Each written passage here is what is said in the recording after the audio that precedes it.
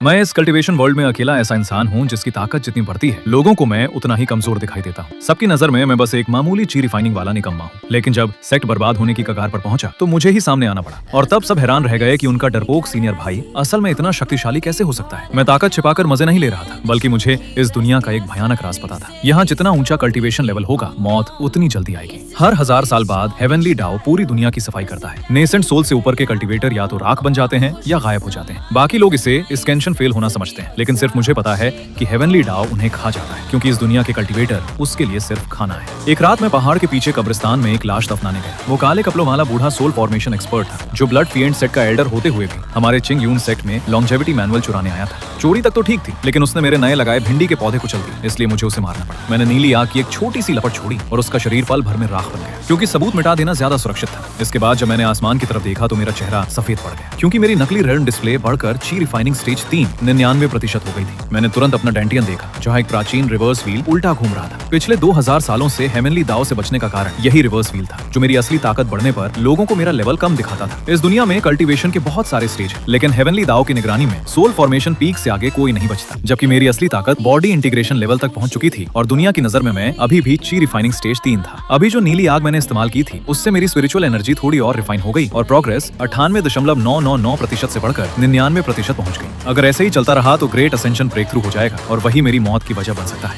इसलिए मैंने सोचा कि सो जाना ही बेहतर है, शायद नींद में ये एक्स्ट्रा पावर शांत हो जाए। अगली सुबह चिंग यून सेक्ट कोहरे से ढका हुआ था। ये हजारों मील तक मशहूर एक राइटियस सेक्ट था, जिसके 72 स्पिरिचुअल पीक्स थे, लेकिन मेरा पर्पल बैम्बू पीक सबसे करीब था, क्योंकि वहाँ सिर्फ 3 लोग रहते थे। एक मास्टर जो वर्षों से सिक्लूजन में थे और जिंदा हैं या नहीं किसी को नहीं पता, मेरी जूनियर सिस्टर सूचिंगे जो पीक को फिर से महान बनाना चाहती थी, और मैं एक सीधा सादा लो प्रोफाइल सीनियर ब्रदर जिसे लड़ाई झगड़ा बिल्कुल पसंद नहीं था। सुबह उठते ही मैंने पहाड़ के बीच से शोर सुना। नीचे जाकर देखा तो एक मोटा आदमी महंगे कपड़े पहने लो ग्रेड स्पिरिट स्टोन उछाल रहा था और उसके सामने मेरी जूनियर सिस्टर सूचिंगे गुस्से में खड़ी थी। और हाँ, प्लीज यार, चैनल को सब्सक्राइब कर देना, ऐसी वीडियोस बनाने में बहुत मेहनत लगती है।